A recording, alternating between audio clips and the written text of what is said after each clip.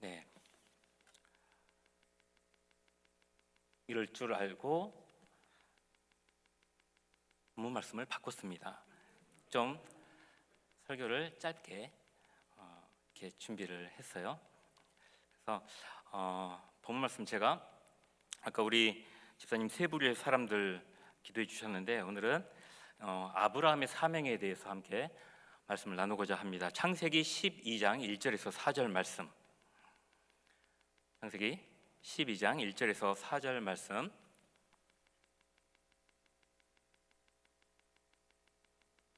저 한 절 여러분 한 절 교독하도록 하겠습니다. 여호와께서 아브라함에게 이르시되 너는 너의 고향과 친척과 아버지의 집을 떠나 내가 내게 보여줄 땅으로 가라.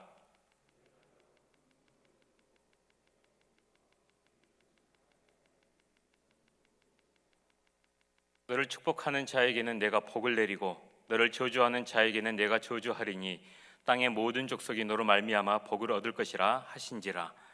이에 아브라함이 여호와의 말씀을 따라갔고 롯도 그와 함께 갔으며 아브라함이 하란을 떠날 때에 75세였더라. 아멘. 수많은 사람들이 성경 전체를 관통할 수 있는 핵심 주제를 정립하기 위해서 많은 노력을 해왔습니다. 여러 주제들이 있겠는데요, 그죠? 예수 그리스도라는 흐름을 품고 있는 하나님의 백성 이야기는 어쩌면 성경 전체를 아우르는 가장 적절하고 전반적인 주제이지 않을까 싶습니다. 하나님께서 아브라함을 선택하시고 그의 후손을 통해 전 세계가 복을 받도록 하신 것으로부터 시작을 해서 요한계시록 7장에서 이러한 하나님의 비전이 성취되는 것에 이르기까지 하나님 백성에 대한 이야기는 그 흐름이 끊어지지 않고 계속 이어집니다. 이러한 측면에서 오늘 본문 말씀은요, 하나님의 백성에 대한 이야기의 시작이라고 할 수가 있겠습니다. 사실 조금 더 구체적으로 본다면 아브라함의 아버지인 데라의 족보가 시작되는 11장 27절부터라고 할 수 있겠는데, 아브라함에 대한 하나님의 명령과 약속은 오늘 본문이 있는 창세기 12장부터 시작이 됩니다. 하나님께서 성경의 구원 이야기가 시작되는 본문 말씀을 통해 강조하고 계시는 것은 온 세상이 아브라함으로 인해 복을 받는다는 것이죠. 그렇게 하기 위해 하나님은 아브라함에게 가장 먼저 하신 말씀이 있습니다. 내가 네게 보여줄 땅으로 가라라는 명령입니다. 하나님의 명령과 약속이 나오는 부분을 하나님의 의도에 중점을 두고 한 문장으로 해석을 하면 이렇습니다. 내가 너에게 복을 내릴 수 있도록 가라입니다. 내가 너에게 복을 내릴 수 있도록 가라. 그리고 아브라함이 하나님의 명령에 순종하여 갔을 때 하나님께서 내리실 복은 아브라함이 큰 민족을 이루는 것이었고, 아브라함의 이름이 창대하게 되는 것이었고, 아브라함이 복이 되는 것이었고, 아브라함을 축복하는 자에게는 복을 내리시고 저주하는 자에게는 저주하시는 것이고, 그리고 결국 아브라함으로 인해 온 세상이 복을 받는 것이죠. 결국 하나님께서 아브라함에게 약속하신 그리고 주실 복은 온 세상이 얻게 될 복으로 연결이 됩니다. 그 시작은요, 그 시작이 무엇인가요? 가라, 이 명령입니다. 그렇게 하나님께서는 아브라함을 세상에 파송하십니다. 하나님의 명령과 약속이 있을 당시에 아브라함과 사레의 상황은 사실 그리 좋은 상황은 아니었습니다. 다들 알고 계시잖아요. 하나님의 창조의 복의 절정이 무엇인가요? 창세기 1장 28절에 나와 있는 말씀인데, 생육하고 번성하여 땅에 충만하라 라는 이 말씀이 하나님 창조의 복의 절정이라고 할 수가 있습니다. 그런데 이런 관점에서 본다면 지금 아브라함과 사레가 직면하고 있는 불임의 현실은 어찌 보면 이들에게는 조주라고까지 할 수가 있을 겁니다. 이로 인해 창세기 11장 27절 이후에 나타나 있는 아브라함의 아버지인 데라의 자연적인 족보는요, 아브라함 때에 와서 끊어지게 됩니다. 사레가 잉태하여 아들을 낳지 못했기 때문입니다. 그런데 이러한 아브라함과 사레의 사례를 결정적으로 변화시킨 말씀이 뭐냐면은, 너는 너의 고향과 친척과 아버지의 집을 떠나 내가 네게 보여줄 땅으로 가라라는 이 하나님의 명령이자 약속이었습니다.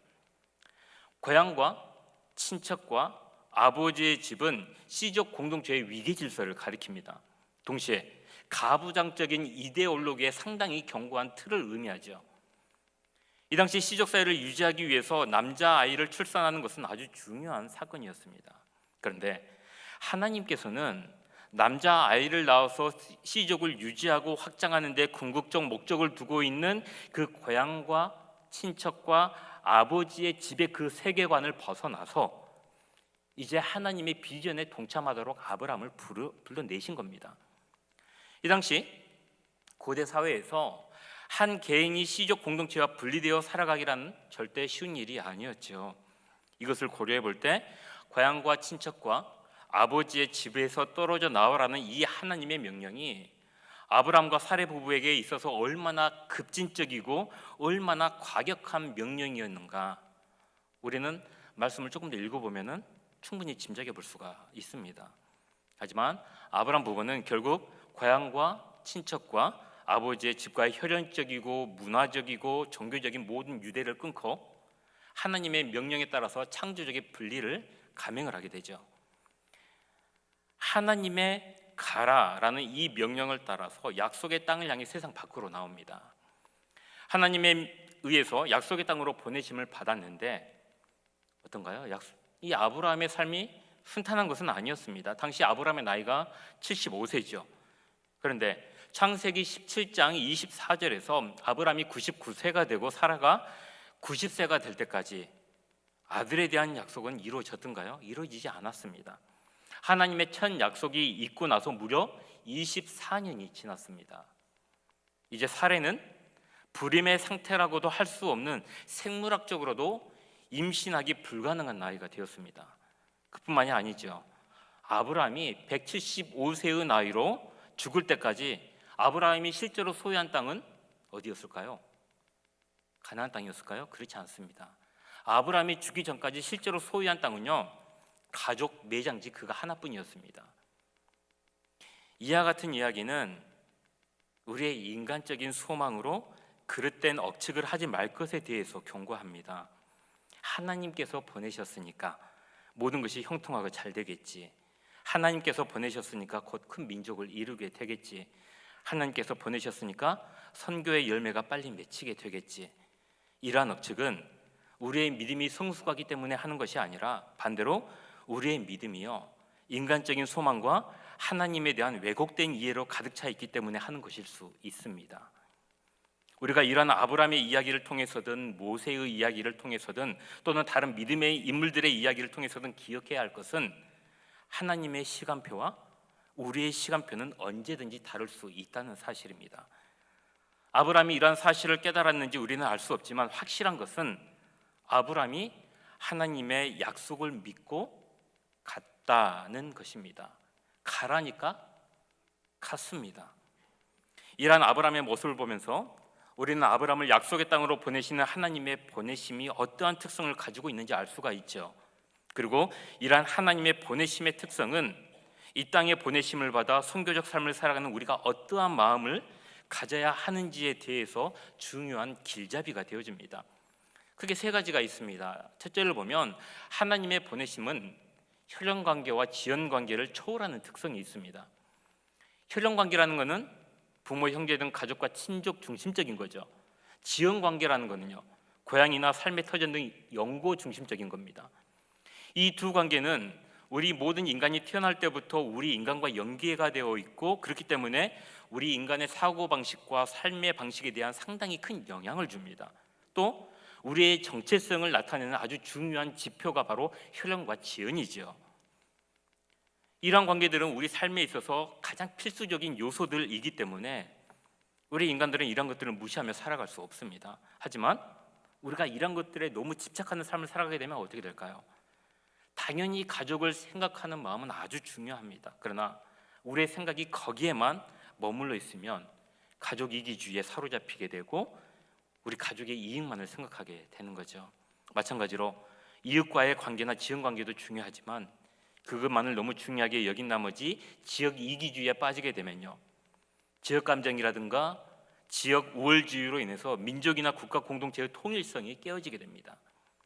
이런 것들이 핀피 현상이라든가 님미 현상 등으로 나타나게 되죠. 핀피 현상이 뭔가요? 자기 지역에 이로운 것은 기를 쓰고 찬성하는 것, 이게 핀피 현상이고, 님비 현상은요, 공익이나 이런 것들의 공익에는 부합하지만 자신의 지역에 이롭지 못한 것은 기를 쓰고 반대하는 것, 이게 님비 현상이지 않습니까? 따라서 우리 인간의 사고가, 우리의 생각이 혈연과 지연 중심에 빠져 정체되어 있게 되면요, 하나님의 뜻과 계획을 이해할 수 없게 되고 또 받아들일 수 없게 되는 것은 당연한 일이라고 할 수가 있겠습니다. 그러므로 우리가 하나님의 보내심을 받고 이 땅에서 선교적 사명을 감당하기 위해서는 혈연과 지연 중심적 사고에서 벗어나서 더 크고 더 넓게 생각할 줄 알아야 한다는 겁니다. 하나님의 보내심은 또 다른 말로는 하나님의 선교라는 표현을, 저는 제가 사용한 말은 아니고요, 옛날 저는 이제 칼바르트를 중심으로 해서 이 하나님의 선교라는 개념이 더 확장이 되기 시작을 했는데, 바로 이러한 것들을 초월해서 하나님의 선교, 하나님의 보내심이 이루어지기 때문에 그렇습니다. 두 번째로 어떤 특성을 가지고 있냐면, 하나님의 보내심은요, 하나님께서 보여주시는 약속의 땅을 향해 가는 특성이 있습니다. 아브라함은 약속의 땅인 가나안 땅을 향해 갔죠. 하지만 우리 그리스도인에 있어서 약속의 땅은 어디인가요? 하나님 나라입니다. 이러한 하나님의 나라는 하나님께서 통치하시는 것이고 우리 그리스도인의 삶의 현장이자 또 미래적 목표이기도 합니다. 여기에는 현재적인 의미와 미래적인 의미가 동시에 담겨 있어요. 예수 그리스도의 오심과 함께 우리는 이미 이 땅에서 하나님 나라의 삶을 살아가고 있습니다. 그래서 어떤 신학자는 예수 그리스도께서 이 땅에 성육신 하실 때 하나님 나라를 끌고 내려왔다라는 표현을 사용하기도 합니다. 그렇기 때문에 하나님 나라는 현재 우리의 삶의 현장이 맞습니다. 하지만 아직 이 하나님의 나라가 완성된 것은 아닙니다. 하나님 나라의 완성은 예수께서 이 땅에 다시 오시는 날 이루어집니다. 그래서 하나님 나라는요, 동시에 우리가 바라보는 미래의 목표이기도 한 것이죠. 이곳에서 우리 그리스도인들은 예수께서 말씀하신 대로 하나님의 뜻을 행하는 사람들을 형제 자매로 여기면서 새로운 의미의 혈연과 지연 공동체를 이루게 됩니다. 옆에 계신 분들 물론 혈연 관계로 맺어진 분도 있고 지연 관계로 맺어진 분들도 있는데, 대부분의 사람들 이곳 교회 와가지고, 우리 교회 와가지고 만나신 분들 아닙니까? 우남동에서부터 계속해서 그런 만남을 이어왔던 예수 그리스도의 이름 안에 새롭게 이루어진 혈연과 지연 공동체, 예수의 피로 이루어진 혈연과 지연 공동체이지 않습니까? 이 자리에 함께한 우리 영어 예배부도 그렇고 우리 필리핀 지체들도 마찬가지입니다.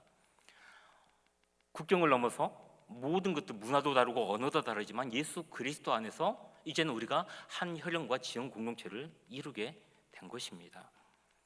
완성될 하나님의 나라는 전쟁과 갈등과 기근과 미움과 다툼이었으며 하나님과 인간과 자연이 함께하는 진정한 평화가 있는 것으로 우리는 고백합니다. 이처럼 완성될 하나님의 나라는 아브라함이 이룰 민족처럼 미래에 이루어지는 것이고 그리스도의 재림 때까지 우리가 추구해야 하는 것이죠. 때문에 우리 그리스도인들은 하나님 나라를 바라보고 소망하며 삶의 길을 걸어가는 이 땅에서 믿음의 순례자들이라고 할 수가 있는 겁니다. 하나님께서 우리를 세상 가운데 보내시고 선교적 사명을 감당하게 하시는 것은 다른 사람들과 그 하나님의 나라를 함께 보면서 함께 걸어가도록 하기 위함입니다. 이것을 우리는 동행이라고 하죠. 세 번째로 하나님의 보내심은요, 하나님의 복을 함께 나누는 특성이 있습니다. 하나님은 아브라함 자신만의 번영과 성공만을 위해서 복을 내리지 않으셨습니다. 하나님이 아브라함에게 복을 내리신 이유는 그와 관계를 맺고 살아가는 사람들 뿐만이 아니라 세상의 모든 족속이 그로 말미암아 복을 받게 하기 위함이었습니다. 다른 사람들에게 유익을 주고 덕을 베풀며 선을 행하는 삶을 살도록 하기 위해서, 그렇게 하나님의 도를 지키고 정의와 공의를 행하도록 하기 위해서 하나님은 아브라함에게 복을 주셨습니다. 우리는 이것을 창세기 18장 18절 19절에서 확인할 수가 있습니다. 아브라함은 강대한 나라가 되고 천하 만민은 그로 말미암아 복을 받게 될 것이 아니냐. 내가 그로 그 자식과 권속에게 명하여 여호와의 도를 지켜 의와 공도를 행하게 하려고 그를 택하였나니 이는 나 여호와가 아브라함에게 대하여 말한 일을 이루려 함이니라. 아멘. 자신만의 유익을 위해 하나님의 복을 추구하는 것을 우리는 기복신앙이라고 합니다. 그렇기 때문에 기복신앙은 이기적인 신앙이요, 자기 중심적인 신앙이죠. 그러나 하나님께서 주신 복을 이웃과 함께 나누는 삶은 예수께서 우리에게 가르치신 이웃을 사랑하는 삶입니다. 우리가 하나님의 보내심을 받고 선교적 삶을 살아가야 하는 이유는 세상에서 가장 귀한 복인 예수 그리스도의 복음을 예수님을 모르는 세상 사람들과 함께 나누기 위함입니다. 우리 성도님들, 우리 신앙의 여정은 곧 선교의 여정입니다. 하나님께서 아브라함을 세상에 보내신 것처럼 우리를 이 땅에 보내셨습니다. 특별히 이 자리에 필리핀으로 보내심을 받은 선교사님과 현지 목사님 부부, 그리고 현지 신학생분들이 있습니다. 필리핀은 우리와 다른 민족, 다른 나라입니다. 우리의 혈연과 지연을 초월하는 나라입니다. 그럼에도 우리가 함께 할 수 있는 이유는 우리가 받은 가장 큰 복인 예수 그리스도의 사랑을 함께 나누기 위함이고, 함께 하나님 나라를 소망하는 믿음의 길, 순례의 길을 걸어가기 위함입니다. 하나님께서 세상에 복을 주시기 위해 아브라함을 보내셨듯이 이제는 우리 모두를 보내셔서 세상이 복을 받기를 원하십니다. 그 복은 예수 그리스도를 아는 복이요, 이 세상에 하나님의 정의와 공의가 이루어지는 복입니다. 그러니 어디서든 하나님의 보내심에 합당한 선교적 사명자로서의 삶을 살아가는 우리 성도님들이 되시기를 간절히 기원합니다.